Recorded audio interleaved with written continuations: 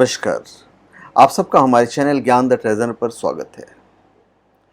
हम आपको इस वीडियो में ये बताने जा रहे हैं कि कार्तिक पूर्णिमा साल 2020 में कब है और इसका महत्व क्या है। तारीख से ज़्यादा इम्पोर्टेंट है इसका महत्व जानना, कि जब आप इसका महत्व जानेंगे तो आपको पता चलेगा ये कितना बेनिफिशियल आपके लिए। इसका महत्व सिर्फ वैष्णव भक्तों के लिए नहीं है, शैव भक्तों और सिख धर्म के लिए भी है।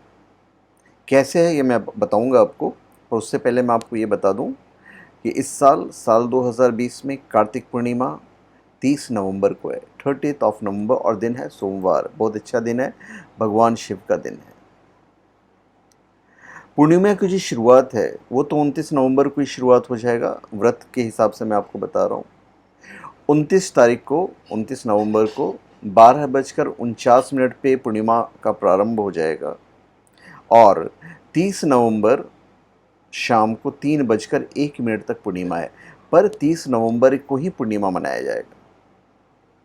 कार्तिक मास के शुक्ल पक्ष में आने वाली पूर्णिमा को कार्तिक पूर्णिमा कहते हैं और इस दिन महादेव जी ने त्रिपुरासुर नामक राक्षस का संहार किया था, इसलिए इसे त्रिपुरी पूर्णिमा भी कहते हैं। यदि इस दिन कृतिका नक्षत्र हो तो ये महाकृतिकी होती है। वहीं भरणी नक्षत्र होने पर पूर्णिमा का विशेष फल प्राप्त होता है। रोहिणी नक्षत्र की वजह से इसका महत्व और बढ़ जाता है। मान्यता है कि कार्तिक पूर्णिमा पर संध्या के समय भगवान विष्णु का मत्स्य अवतार हुआ था और इस दिन गंगा स्नान के बाद दीपदान फल यज्ञ के समान होता है। दीपदान का जो फल होता है वो 10 यज्ञों के समान होता है। ब्रह्मा, विष्णु, शिव, अंगिरा और आदित्य ने इसे महापुनित पर्व कहा है। इसका इतना महत्व है।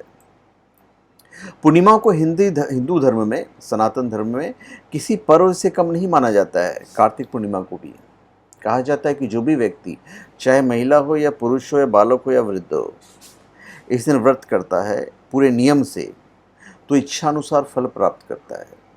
इस दौरान गंगा और अन्य नदियों में स्नान, दीपदान, वस्त्र और अन्नदान आदि करने के सभी जो फल हैं वो अपेक्षाकृत अन्य दिनों से कई गुना ज़्यादा मिलता है जो फल है।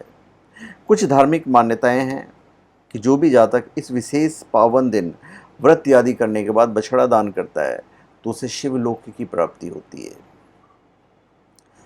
ऊपर मैंने आपको कहा था कि भाई हर धर्मों में इसका अपना महत्व है, तो मैं आपको बता देता हूँ। विष्णु के भक्तों के लिए दिन इसलिए खास है क्योंकि भगवान विष्णु का पहला अवतार इसी दिन हुआ था। प्रथम अवतार में भगवान विष्णु मत्स्य यानी मछली के रूप में थे। भगवान को यह अवतार वेदों की रक्षा, प्रलय के अंत तक सप्तऋषियों, अनाजों और राजा सत्यव्रत की रक्षा के लिए लेना पड़ा था। इससे सृष्टि का निर्माण कार्य फिर से आसान हुआ। शिव भक्तों के अनुसार इसी दिन भगवान भोलेनाथ ने त्रिपुरासुर नामक महाभयानक असुर का संहार किया था, जिससे वो त्रिपुरारी के रूप में पूजित हुए।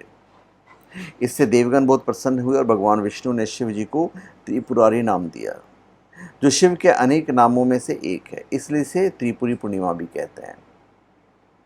सिख धर्म में कार्तिक पूर्णिमा के दिन को प्रकाशोत्सव के रूप में मनाया जाता है, क्योंकि इसी दिन सिख संप्रदाय के संस्थापक गुरु नानक देव का जन्म हुआ था, तो उनके लिए भी इम्पोर्टेंट है।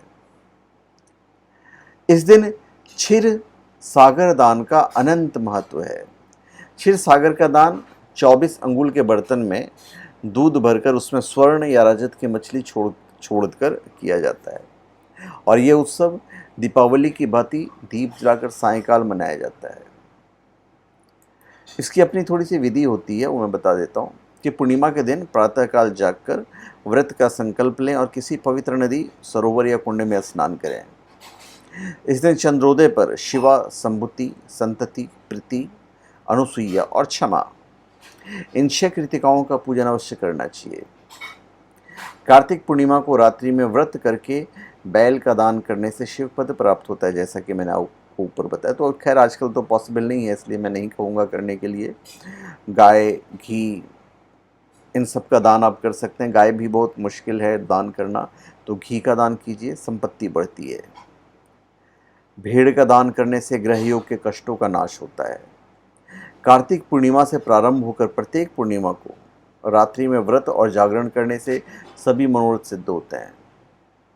कार्तिक पूर्णिमा का व्रत रखने वाले व्रती को किसी ज़रूरतमंद को भोजन और हवन अवश्य कराना चाहिए।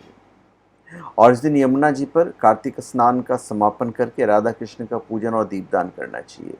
यही इसका महत्व है।